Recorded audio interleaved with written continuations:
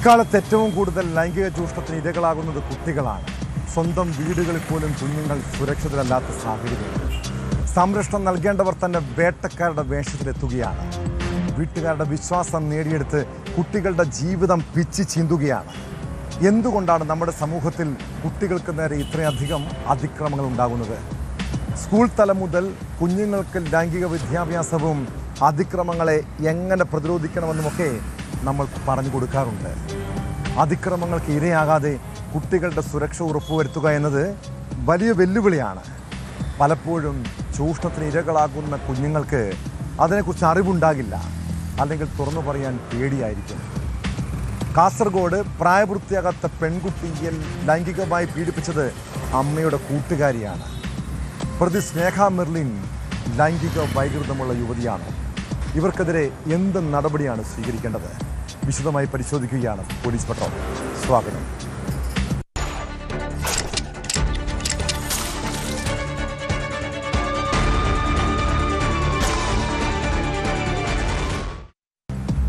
മക്കളെക്കുറിച്ച് ഓർക്കുമ്പോൾ പല മാതാപിതാക്കളുടെയും ഉള്ളിൽ വലിയ ആശങ്കയും ഭയവും ഉണ്ടാകും. ഒരു കെട്ടകാലത്താണ് ജീവിക്കുന്നതെന്ന് കുട്ടികളെ പറഞ്ഞ് ബോധ്യപ്പെടുത്തണം കേട്ടോ. ഭയപ്പെടാനല്ല, എങ്ങനെ പ്രതിരോധിക്കണമെന്ന് കുഞ്ഞുങ്ങൾക്ക് പറഞ്ഞു കൊടുക്കണം. ഈ ലോകത്തിൽ ആരെയും പൂർണ്ണമായി വിശ്വസിക്കരുതെന്ന് തുറന്നു പറയണം. കുട്ടികളെ ലൈംഗികമായി ആക്രമിക്കുന്നവർ അവർക്ക് ചുറ്റുമുള്ളവരാകാം, പ്രിയപ്പെട്ടവരെന്ന് നടിക്കുന്നവരാകാം. കാസർഗോഡ് വീട്ടിൽ ഉറങ്ങിക്കിടക്കുകയായിരുന്ന 16-കാരിയെ ലൈംഗികമായി ചൂഷണം ചെയ്തത് അമ്മയുടെ കൂട്ടുകാരിയാണ്. ആ കൂട്ടുകാരിയുടെ പേര് പറഞ്ഞാൽ ഒരുപക്ഷെ നിങ്ങൾക്ക് ഓർമ്മ വരും. സ്നേഹ മെർലിൻ കണ്ണൂർ തളിപ്പറമ്പ് സ്വദേശിനിയാണ്. സഹോദരങ്ങളായ ആൺകുട്ടിയെയും പെൺകുട്ടിയെയും പീഡിപ്പിച്ചതുൾപ്പെടെ 4 കേസുകളിലെ പ്രതി. ഇങ്ങനെ ലൈംഗിക വൈകൃതമുള്ള 25-കാരിയാണ് അമ്മയുമായി സൗഹൃദം നടിച്ച് കുട്ടിയെ ലൈംഗികമായി പീഡിപ്പിച്ചത്.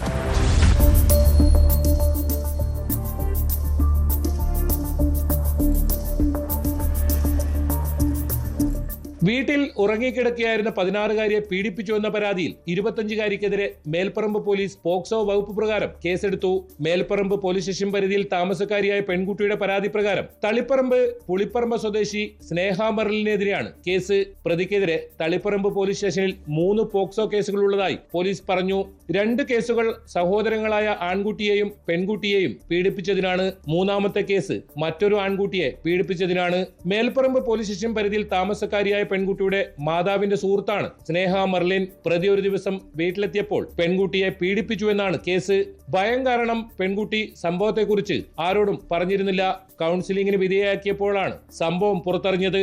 തുടർന്ന് പോലീസ് പോക്സോ വകുപ്പ് പ്രകാരം കേസെടുക്കുകയായിരുന്നു. തളിപ്പറമ്പിലെ CPI നേതാവ് കോമത്ത് മുരളിയെ മർദ്ദിച്ച കേസിലെ പ്രതി കൂടിയാണ് സ്നേഹ മെർലിൻ.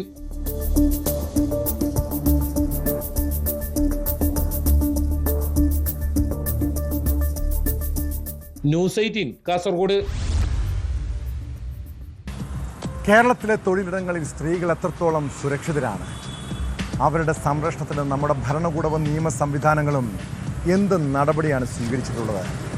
പല സ്ഥാപനങ്ങളിലും സ്ത്രീകൾ ചൂഷണത്തിന് ഇരകളാകുന്നുണ്ട്. എന്നാൽ പേടി കാരണം പലരും പുറത്തുപോലും പറയാൻ മടിക്കുന്ന സാഹചര്യം. തൃശ്ശൂരിലെ ജില്ലാ ടൂറിസം പ്രൊമോഷൻ കൗൺസിലിൽ ഒരു ജീവനക്കാരി നേരിട്ട അതിക്രമത്തെക്കുറിച്ചാണ് പറഞ്ഞു വരുന്നത്. ലൈംഗിക അതിക്രമ പരാതിയിൽ DTPC സെക്രട്ടറി സിൽബർട്ട് ജോസിനെതിരെ പോലീസ് കേസെടുത്തു.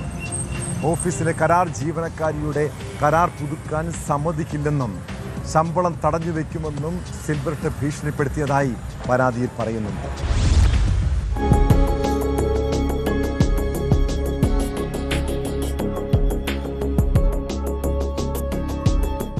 മെയ് 19-നാണ് ജീവനക്കാരിക്ക് നേരെ അതിക്രമം നടന്നതായി പരാതി. തൃശൂർ ജില്ലാ tourism promotion council secretary Silbert Jose ജീവനക്കാരിയെ CCTV ഇല്ലാത്ത റൂമിലേക്ക് വിളിച്ചു വരുത്തി ലൈംഗികമായി അധിക്ഷേപിച്ചെന്നും ശരീരത്തിൽ കടന്നുപിടിച്ചെന്നും പരാതിയിൽ പറയുന്നു. ജോലിയുടെ കരാർ പുതുക്കാൻ സമ്മതിക്കില്ലെന്നും ശമ്പളം തടഞ്ഞു വെക്കുമെന്നും സിൽബർട്ട് ഭീഷണിപ്പെടുത്തിയതായി യുവതി വെളിപ്പെടുത്തി.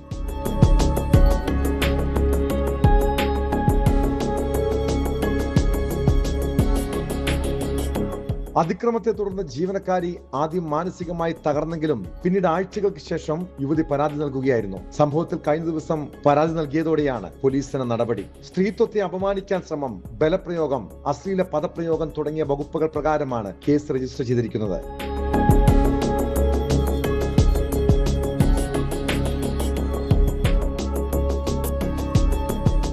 ന്യൂസ് 18 തൃശൂർ.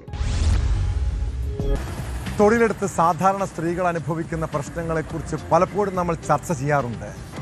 എന്നാൽ ഒരു വനിതാ അഭിഭാഷകയ്ക്ക് പോലും ഈ നാട്ടിൽ രക്ഷയില്ലാത്ത അവസ്ഥയാണ്.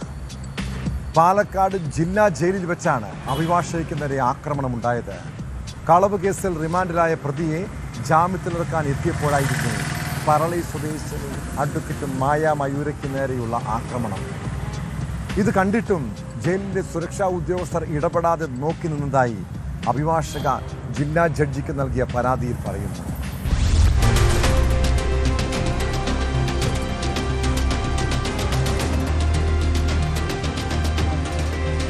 കഴിഞ്ഞ 9-ാം തീയതിയാണ് പരാതിക്കാസ്പദമായ സംഭവം. കളവ് കേസിൽ റിമാൻഡിലായ പ്രതിയെ ജാമ്യത്തിലിറക്കാൻ മലമ്പുഴയിലെ ജില്ലാ ജയിലിൽ എത്തിയതായിരുന്നു പാലക്കാട് പറളി സ്വദേശിയായ അഭിഭാഷക മായ മയൂര. ഈ സമയം അഭിഭാഷക ജാമ്യത്തിൽ ഇറക്കിയ പ്രതിയുടെ ബന്ധുക്കൾ അഭിഭാഷകയുടെ വാഹനം പഞ്ചറാക്കുകയും പ്രതിയെയും അഭിഭാഷകയെയും മർദ്ദിക്കുകയും ചെയ്തു എന്നാണ് പരാതി. വടക്കഞ്ചേരി സ്വദേശികളായ പ്രതിയുടെ ബന്ധുക്കൾക്കെതിരെ മലമ്പുഴ പോലീസ് കേസെടുത്തു. എന്നാൽ കൺമുന്നിൽ ആക്രമണം നടന്നിട്ടും ജില്ലാ ജയിലിലെ സുരക്ഷാ ഉദ്യോഗസ്ഥർ ഇടപെടാതെ നോക്കി നിന്നതായി അഭിഭാഷക പറഞ്ഞു.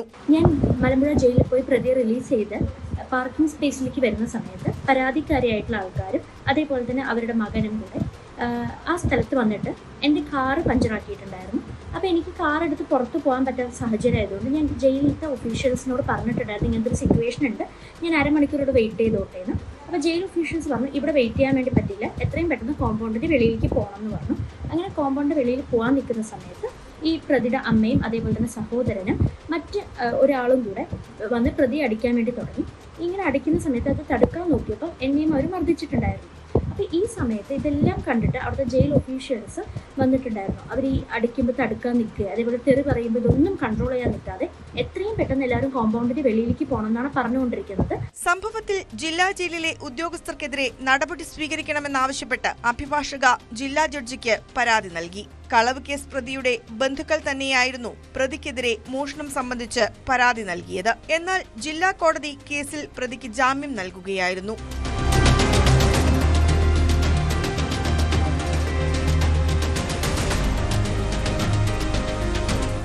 ന്യൂസ് 18 പാലക്കാട്.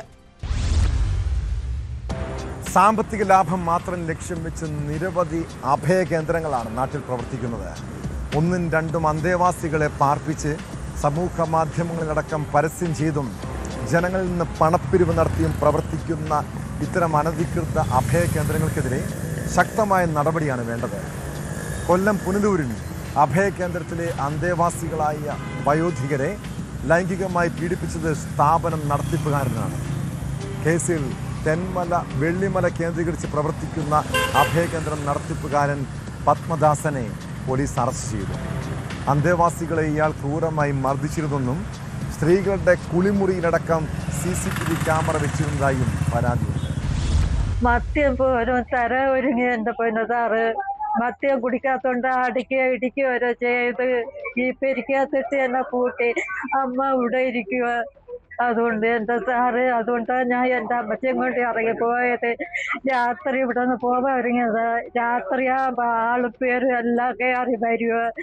സന്ധ്യയായപ്പോൾ അങ്ങനെ ഉറങ്ങില്ല. അങ്ങനെയൊക്കെ എപ്പോഴും മദ്യം കുടിപ്പാ, പാറ്റി കുടിപ്പാണ്. എനിക്ക് ആരും ഇല്ലാത്ത ഞാനാണ് അവിടെ ഇരിക്കുന്നത്. ഈ ഭാര്യ ഇവിടെ കൊണ്ടുവന്ന് 4 പെണ്ണുങ്ങളെയാണ് അടിച്ചു വന്നത്. എൻ്റെ കൂട്ടത്തിൽ കൊണ്ടുവന്ന ഈ പെരിക്കകത്തിട്ട്.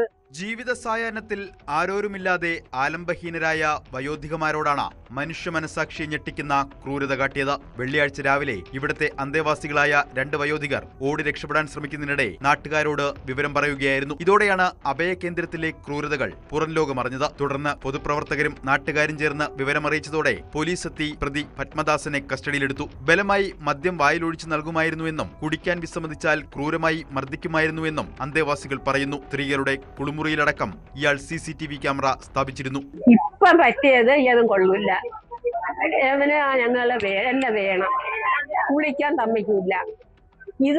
ഇതിനകത്ത് ഇതാക്കി വെച്ചിട്ട് അതിരുന്ന് കാണും, ഞങ്ങൾ കുളിക്കുന്ന കാണും. ക്യാമറ വെച്ച് എങ്ങനെ ഞാൻ കുളിക്കുന്നു അതുപോലെ അവൻ അത് വെച്ച് കണ്ടിട്ട് രാത്രി വന്ന് പറയും.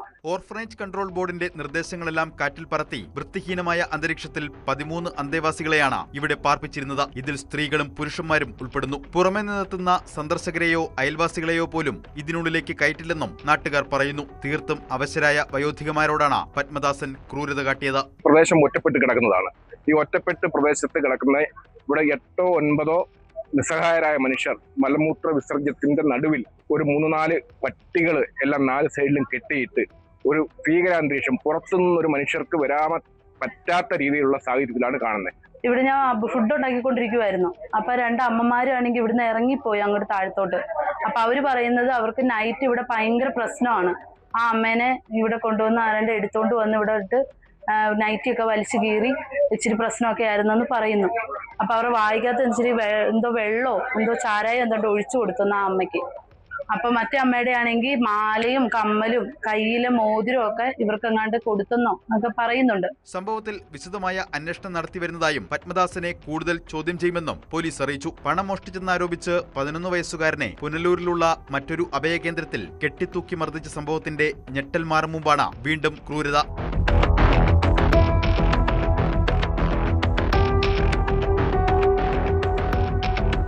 ന്യൂസ് 18 പുനലൂർ. പുതിയ അധ്യയന വർഷം തുടങ്ങിയതോടെ മാതാപിതാക്കളുടെ ഉള്ളിൽ തീയാണ്. പ്രത്യേകിച്ച് കൗമാരക്കാരായ മക്കളെക്കുറിച്ച് ഓർക്കുമ്പോൾ തന്നെ മനസ്സിൽ എന്തൊക്കെയോ ആശങ്കകളായിരിക്കും അല്ലേ? ലഹരി മാഫിയും സെക്സ് റാക്കറ്റ് സംഘങ്ങളും കുട്ടികളെ ബലിയിലാക്കുമോ എന്ന് ഭയപ്പെടുന്നവരുണ്ട്. ഇതോടൊപ്പം കുട്ടികൾ തമ്മിലുള്ള കൂട്ടത്തല്ലും വലിയ സാമൂഹ്യ പ്രശ്നമായി മാറുന്നു. ഇടുക്കിയിൽ +1 വിദ്യാർത്ഥിയെ സഹപാഠികൾ സംഘം ചേർന്ന് മർദ്ദിച്ചു. മർദ്ദനത്തിൽ കുട്ടിയുടെ പല്ലിളകിപ്പോയി. സംഭവത്തിൽ ഒരു വിദ്യാർത്ഥിയെ തങ്കമണി പോലീസ് അറസ്റ്റ് ചെയ്തിട്ടുണ്ട്. പ്രായപൂർത്തിയാകാത്ത മറ്റ് 4 വിദ്യാർത്ഥികൾക്കെതിരെയും അന്വേഷണം നടക്കുകയാണ്.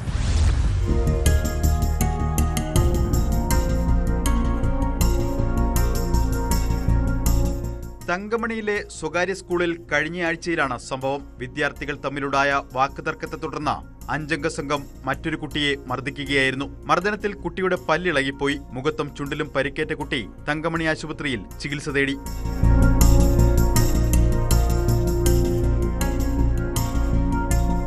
സംഭവത്തിൽ തങ്കമണി സ്വദേശി 19-കാരൻ അഖിൽ അറസ്റ്റിലായിട്ടുണ്ട്. മർദ്ദനമേറ്റ വിദ്യാർത്ഥിയുടെ മൊഴിയനുസരിച്ചായിരുന്നു പോലീസ് കേസെടുത്തത്. മർദ്ദിച്ച സംഘത്തിൽ പ്രായപൂർത്തിയായത് അറസ്റ്റിലായ അഖിലിന് മാത്രമാണ്. പ്രായപൂർത്തിയാകാത്ത മറ്റു 4 വിദ്യാർത്ഥികൾക്കെതിരെയും അന്വേഷണം നടക്കുന്നുണ്ട്.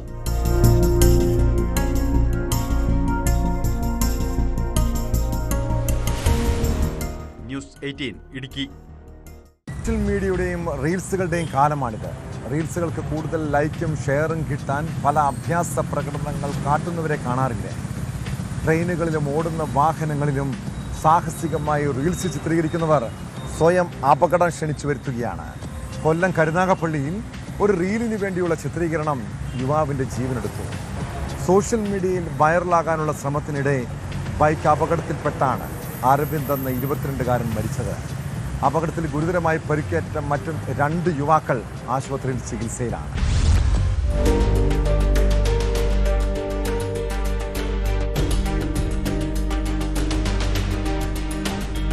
കൊല്ലം മരുതൂർകുളങ്ങര സ്വദേശി 22-കാരൻ അരവിന്ദാണ് അപകടത്തിൽ മരിച്ചത്. അരവിന്ദിനും സുഹൃത്തുക്കളും 3 ബൈക്കുകളിലായി റോഡിൽ റീൽസ് ചിത്രീകരിക്കുന്നതിനിടെയായിരുന്നു അപകടം. ചിത്രീകരണത്തിനിടെ ബൈക്കുകളുടെ ഹാൻഡിലുകൾ തമ്മിൽ തട്ടിയതോടെ വാഹനങ്ങളുടെ നിയന്ത്രണം നഷ്ടമായി. ഒരു ബൈക്ക് റോഡരികിലെ വൈദ്യുതി പോസ്റ്റിലും മറ്റൊന്ന് സമീപത്തെ ടൈൽസ് കടയുടെ ഗോഡൌണിലേക്കുമാണ് ഇടിച്ചു കയറിയത്. അപകടത്തിൽ ഗുരുതരമായി പരിക്കേറ്റ അരവിന്ദിനെയും മറ്റു 2 യുവാക്കളെയും വിവിധ സ്വകാര്യ ആശുപത്രികളിൽ പ്രവേശിപ്പിച്ചുവെങ്കിലും അരവിന്ദിന്റെ ജീവൻ രക്ഷിക്കാനായില്ല.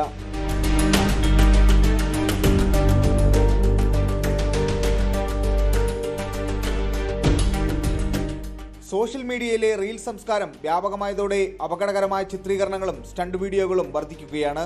ലൈക്കുകൾക്കും ഫോളോവേഴ്സിനുമായി യുവാക്കളും കൗമാരക്കാരും റോഡുകളിൽ ജീവൻ പണയം വെക്കുന്ന സാഹചര്യമാണ് രൂപപ്പെടുന്നത്. ഇതിനിടെ വാഹന മോഡിഫിക്കേഷനോടുള്ള യുവാക്കളുടെ താല്പര്യവും വർദ്ധിക്കുന്നുണ്ട്. നിയമാനുസൃതമായ ചില മാറ്റങ്ങൾക്ക് അനുമതി ലഭിക്കുന്ന സാഹചര്യത്തിൽ അത് തെറ്റായി വ്യാഖ്യാനിച്ച് അമിത വേഗത്തിനും സാഹസിക ഡ്രൈവിംഗിനും പ്രോത്സാഹനമാകുമോ എന്ന ആശങ്കയും ഉയരുന്നുണ്ട്. വിദഗ്ധർ പറയുന്നത് മോഡിഫിക്കേഷൻ അനുവദിക്കുന്നതിലുപരി സുരക്ഷാ മാനദണ്ഡങ്ങൾ കർശനമായി നടപ്പാക്കുകയാണ് പ്രധാനമെന്നാണ്. റോഡുകൾ സ്റ്റണ്ട് വേദികളല്ലെന്നും ഒരു വൈറൽ വീഡിയോയ്ക്കോ റീലിനോ വേണ്ടി ജീവൻ അപകടത്തിലാക്കരുതെന്നുമാണ് അധികൃതരുടെയും റോഡ് സുരക്ഷാ വിദഗ്ധരുടെയും മുന്നറിയിപ്പ്.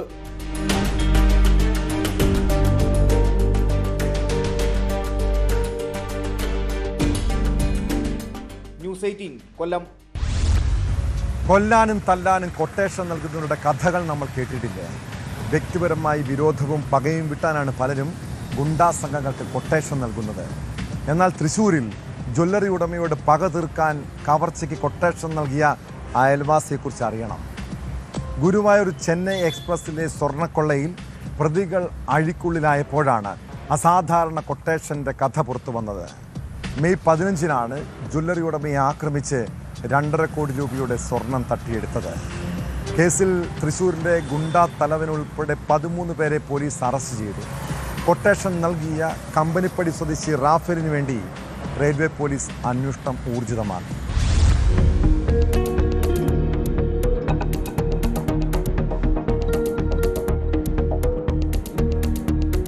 കഴിഞ്ഞ മാസം 15-ന് ഗുരുവായൂരിൽ നിന്ന് ചെന്നൈയിലേക്ക് പോയ ട്രെയിൻ കുഴിത്തുറ എത്തിയപ്പോഴായിരുന്നു ആക്രമണം. തൃശൂർ സ്വദേശിയായ ജ്വല്ലറി ഉടമയുടെ ബാഗ് അക്രമികൾ തട്ടിയെടുത്ത് ഓടി. തിരുനെൽവേലി ഭാഗത്തുള്ള ജ്വല്ലറികളിലേക്ക് കൊണ്ടുപോയ 1.5 കിലോ സ്വർണ്ണാഭരണങ്ങൾ അടങ്ങിയ ബാഗാണ് നഷ്ടമായത്. കുഴിത്തുറയിൽ ഇറങ്ങി രക്ഷപ്പെട്ട പ്രതികൾ മുൻ തീരുമാനിച്ച പ്രകാരം വീണ്ടും തൃശൂരിൽ ഒത്തുകൂടുകയും സ്വർണ്ണാഭരണങ്ങൾ പങ്കിട്ടെടുക്കുകയും ചെയ്തു. കുറച്ച് ടെക്നിക്കൽ അനാലിസിസ് നടത്തി. ബേസിക്കലി നമുക്ക് ഫോൺ നമ്പേഴ്സ് ഒന്നും കിട്ടുന്നുണ്ടായിരുന്നില്ല. ബട്ട് അവരുടെ അനാലിസിസ് വെച്ചിട്ട് നമുക്ക് ഈ തെഫ്റ്റ് നടത്തിയ ആളുടെ ഫോൺ നമ്പർ കിട്ടി. ആ ഫോൺ നമ്പറിൽ നിന്ന് നമ്മൾ ലൊക്കേഷൻ വെച്ചിട്ടാണ് നമ്മൾ ഫസ്റ്റ് അറസ്റ്റ് നമുക്ക് 23 മെയ് ഇൻസിഡന്റ് നടക്കുന്ന 16 മെയ് 23 മെയ്യിൽ നമ്മൾ 5 പേരെ ഇൻവോൾവ് ആയിട്ടുള്ള 5 പേരെ നമുക്ക് അറസ്റ്റ് ചെയ്യും.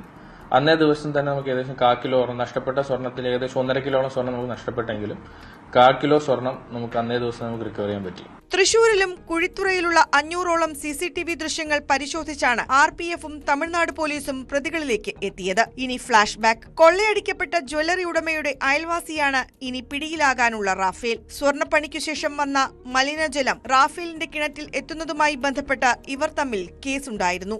ആ കേസ് ഒത്തുതീർപ്പായെങ്കിലും റാഫേലിന്റെ പക മാറിയിരുന്നില്ല. അങ്ങനെയാണ് സ്വർണവുമായി പോകുന്ന അയൽവാസിയുടെ ഫോട്ടോ അടക്കമുള്ള കൃത്യമായ വിവരം ഗുണ്ടാ സംഘത്തിന് റാഫേൽ കൈമാറിയത്. കവർച്ചയുടെ പങ്ക് വേണ്ടെന്നും അയാൾക്ക് സാമ്പത്തിക നഷ്ടം വന്ന വിവരം അറിഞ്ഞാൽ മതിയെന്നുമാണ് റാഫേൽ ഗുണ്ടാ സംഘത്തോട് പറഞ്ഞത്. ആദ്യത്തെ അനാലിസിസ് നമുക്ക് മനസ്സിലായി. തൃശ്ശൂരിൽ ഇവർ ഫോളോ അപ്പ് ചെയ്ത് വന്നത് കണ്ടപ്പോൾ മനസ്സിലായി ഇതൊരു ഒറ്റപ്പെട്ട സംഭവമല്ല. ഇത് സ്വർണവുമായിട്ട് ആള് പോകുന്നുണ്ട് എന്നുള്ള ഇൻഫർമേഷൻ ഈ പറയപ്പെട്ട അക്യൂസ്ഡിന് കിട്ടിയിട്ടുണ്ട് എന്നുള്ളത് നമുക്ക് ആദ്യത്തെ ദിവസം തന്നെ മനസ്സിലായതാണ്. നമ്മുടെ ഈ സ്വർണം നഷ്ടപ്പെട്ട ആളുടെ തൃശ്ശൂരുള്ള ജ്വല്ലറി ഉടമയുടെ അദ്ദേഹത്തിന്റെ അയൽവക്കത്ത് നിന്നുള്ള ഒരാളിൽ നിന്നാണ് ഈ ഇൻഫർമേഷൻ പാസ്സായത്. ഇന്ന സമയത്ത് ഇന്ന ആള് സ്വർണം കൊണ്ട് പോകുന്നു എന്നുള്ള ഇൻഫർമേഷൻ പാസ്സായത് അങ്ങനെയാണ്. തൃശൂരിലെയും കുഴിത്തുറയിലെയും ടവർ ലൊക്കേഷൻ പരിശോധിച്ച് സൈബർ സെല്ലിന്റെ സഹായത്തോടെയായിരുന്നു RPFന്റെ അന്വേഷണം. മോഷണത്തിനായി പ്രതികൾ ബന്ധുക്കളുടെ പേരിലാണ് പുതിയ സിം കാർഡുകൾ വാങ്ങിയത്. മോഷണശേഷം സിം കാർഡുകൾ നശിപ്പിച്ചു. ഗുണ്ടാ നേതാവ് കണ്ണമ്പത്തൂർ രഞ്ജിത്താണ് സ്വർണം ബാറുകളാക്കി വീതിച്ചു നൽകിയത്. ബംഗളൂരു, അട്ടപ്പാടി, തിരുപ്പതി, വിശാഖപട്ടണം എന്നിവിടങ്ങളിലാണ് പ്രതികൾ ഒളിവിൽ കഴിഞ്ഞത്. തട്ടിയെടുത്ത മുഴുവൻ സ്വർണവും കണ്ടെത്താനും അന്വേഷണ സംഘത്തിന് കഴിഞ്ഞു. RPF Thiruvananthapuram senior divisional security commissioner Muhammad ഹനീഫിന്റെ മേൽനോട്ടത്തിൽ ഇൻസ്പെക്ടർമാരായ AJ ജിബിൻ, BL ബിനുകുമാർ, സെൽവി തുടങ്ങിയവരുടെ നേതൃത്വത്തിലായിരുന്നു കേസന്വേഷണം.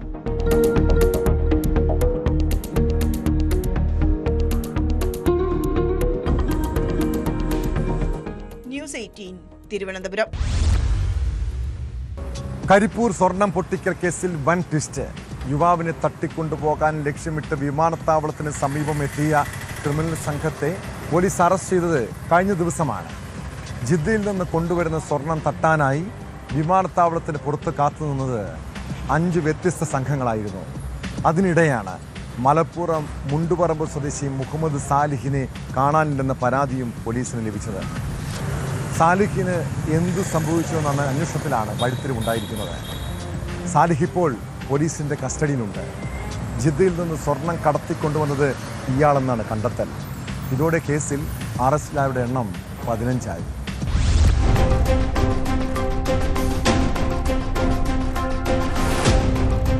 മലപ്പുറം മുണ്ടുപറമ്പ് സ്വദേശി മുഹമ്മദ് സൽമാൻ സാലിഹ്, പരപ്പനങ്ങാടി സ്വദേശി സാദിഖ് പി എന്നിവരെയാണ് കഴിഞ്ഞ ദിവസം അറസ്റ്റ് ചെയ്തത്. ജിദ്ദയിൽ നിന്നും സ്വർണവുമായി എത്തിയ സൽമാൻ സ്വർണം പൊട്ടിക്കൽ സംഘങ്ങളെ കബളിപ്പിച്ച് കടന്നുകളയുകയായിരുന്നു. സൽമാനെ കാണാനില്ലെന്ന് കുടുംബം കരിപ്പൂർ പോലീസ് സ്റ്റേഷനിൽ പരാതി നൽകി. തുടർന്ന് നടത്തിയ അന്വേഷണത്തിലാണ് ഇയാൾ സ്വർണവുമായി മുങ്ങിയതാണെന്ന് മനസ്സിലായത്. തനിക്ക് സ്വർണം തന്നുവിട്ടയാൾ പറഞ്ഞ വ്യക്തിക്ക് കൈമാറാതെ അർജുൻ ആയങ്കിയുമായി 40 ലക്ഷം രൂപയ്ക്ക് ഇടപാട് നടത്താനായിരുന്നു സൽമാന്റെ പദ്ധതി. അതിനായി അർജുൻ ആയങ്കിയുടെ സുഹൃത്ത് അഭിജിത്ത് പറഞ്ഞയാൾക്ക് സ്വർണം കൊടുക്കാൻ തീരുമാനിച്ചു. അർജുൻ ആയങ്കിയുടേതുൾപ്പെടെ 5 സംഘങ്ങളാണ് സൽമാൻ കൊണ്ടുവന്ന സ്വർണം തട്ടിയെടുക്കാൻ വിമാനത്താവളത്തിന് പുറത്ത് കാത്തുനിന്നിരുന്നത്. അതിൽ 13 പേരെയാണ് പോലീസ് അറസ്റ്റ് ചെയ്തത്.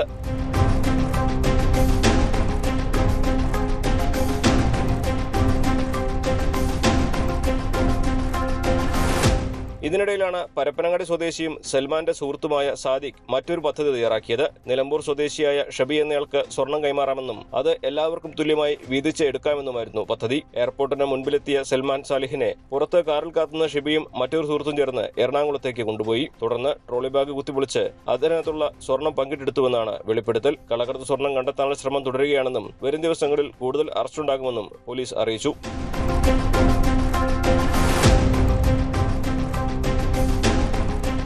ന്യൂസ് 18 മലപ്പുറം.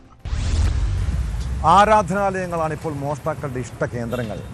മഴക്കാലത്ത് പരിസരവാസികളൊന്ന് ശബ്ദം കേൾക്കില്ലെന്നത് മോഷണം വർദ്ധിക്കാൻ കാരണമാകുന്നുണ്ട്. എറണാകുളം നായരമ്പലത്ത് ഭഗവതി ക്ഷേത്രത്തിൽ മോഷണം നടന്നത് കഴിഞ്ഞ രാത്രിയിലാണ്. മലപ്പുറം തിരുനാവായയിൽ മസ്ജിദിൽ പട്ടാപ്പകലാണ് കവർച്ച നടന്നത്. ജീവനക്കാരുടെ ശമ്പളത്തിനും മറ്റുമായി സൂക്ഷിച്ച 3.25 ലക്ഷം രൂപ നഷ്ടമായെന്നാണ് പരാതി. അതേസമയം ആരാധനാലയങ്ങൾ കേന്ദ്രീകരിച്ച് മോഷണം നടത്തുന്ന സംഘത്തിലെ പ്രധാന പ്രതി പാലക്കാട് പിടിയിലായി. പഴുതൂർ സ്വദേശി കൃഷ്ണാനന്ദനെയാണ് പട്ടാമ്പി പോലീസ് പിടികൂടിയത്.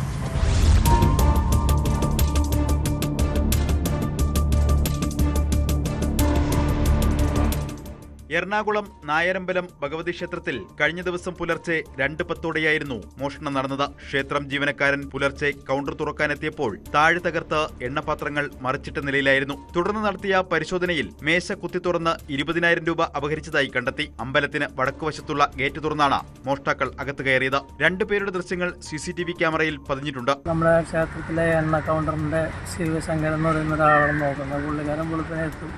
അങ്ങനെ വന്ന് നോക്കിയപ്പോൾ ഈ ഇത് കൊത്തി പൊളിച്ചാക്കുമ്പോൾ മനസ്സിലായി. ഏകദേശം 14,000 രൂപ എണ്ണി വെച്ചിരുന്ന പൈസ ഉണ്ടായിരുന്നു. പിന്നെ അതിന് പുറമെ കൗണ്ടറിൽ ബാക്കി കൊടുക്കണം കിടപ്പുണ്ടായിരുന്നു. 6,000 ഉദ്ദേശം പറഞ്ഞു. അപ്പോൾ ഒരു 20,000 താഴെയുള്ള എമൗണ്ട് ആണ് പോയത്. മലപ്പുറം തിരുനാവായ സലഫി മസ്ജിദിൽ കഴിഞ്ഞ ദിവസം പട്ടാപ്പകലാണ് മോഷണം നടന്നത്. ഓഫീസിന്റെ പൂട്ട് തകർത്ത് അകത്ത് കടന്ന 75,000 രൂപയോളമാണ് കവർന്നത്. ജീവനക്കാർക്ക് ശമ്പളം നൽകുന്നതിനും മറ്റുമായി സൂക്ഷിച്ചിരുന്ന പണമായിരുന്നു ഇത്. മോഷ്ടാവിന്റെ ദൃശ്യം CCTV ക്യാമറയിൽ പതിഞ്ഞിട്ടുണ്ട്. തിരുനാവായ ഭാഗത്ത് നിന്ന് നടന്നെത്തിയ മോഷ്ടാവ് രാവിലെ 11:40 പള്ളിയിൽ കടന്നത്. ഉച്ചനിസ്കാരത്തിനായി ജീവനക്കാർക്കൊപ്പം എത്തിയപ്പോഴാണ് മോഷണം നടന്നതായി മനസ്സിലായത്. തുടർന്ന് മസ്ജിദ് കമ്മിറ്റി പ്രസിഡന്റ് തിരൂർ പോലീസിൽ പരാതി നൽകി. സംഭവത്തിൽ പോലീസ് അന്വേഷണം ആരംഭിച്ചിട്ടുണ്ട്.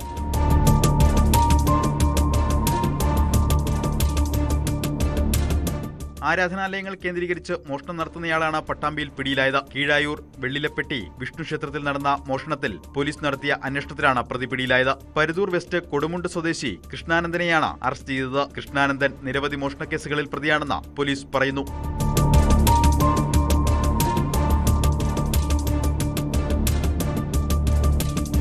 വിവിധ ബ്യൂറോകൾക്കൊപ്പം ന്യൂസ് ഡെസ്ക് ന്യൂസ് 18. കുറ്റകൃത്യങ്ങളുടെ മറ്റു ചില വാർത്തകൾ ചുരുക്കത്തിൽ. ബിവറേജസ് വിൽപ്പനശാല അടച്ചതിനു ശേഷം മദ്യം വാങ്ങാനെത്തിയ ഇയാൾ വാതിലിന്റെ ചില്ലിടിച്ചു തകർത്ത് ജീവനക്കാരനെ പരിക്കേൽപ്പിച്ചു. പാറശാലയിലെ വിൽപ്പനശാലയിൽ നടന്ന അതിക്രമത്തിൽ ജീവനക്കാരൻ പ്രദീപിന് പരിക്ക്.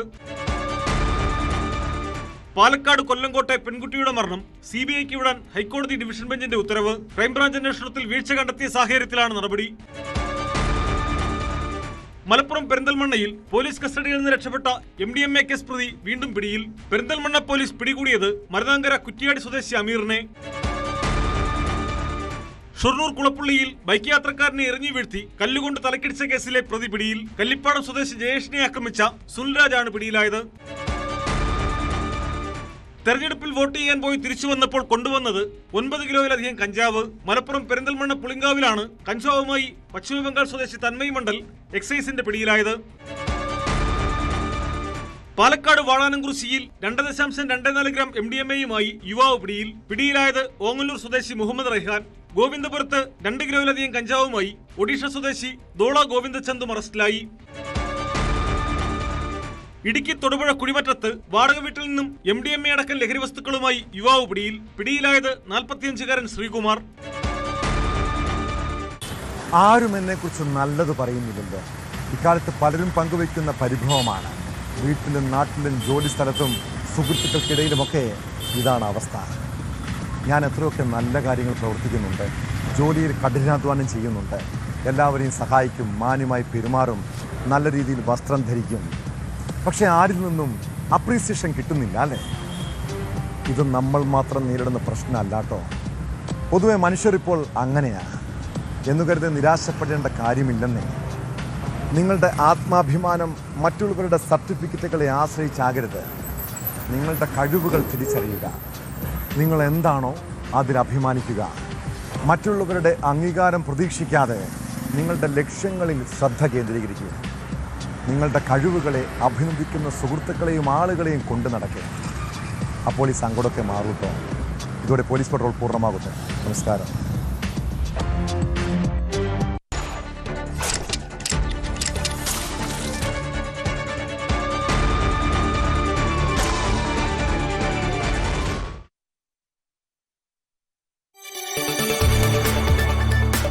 കൂടുതൽ വാർത്തകൾക്ക് News 18 Keralam YouTube channel subscribe ചെയ്യുക.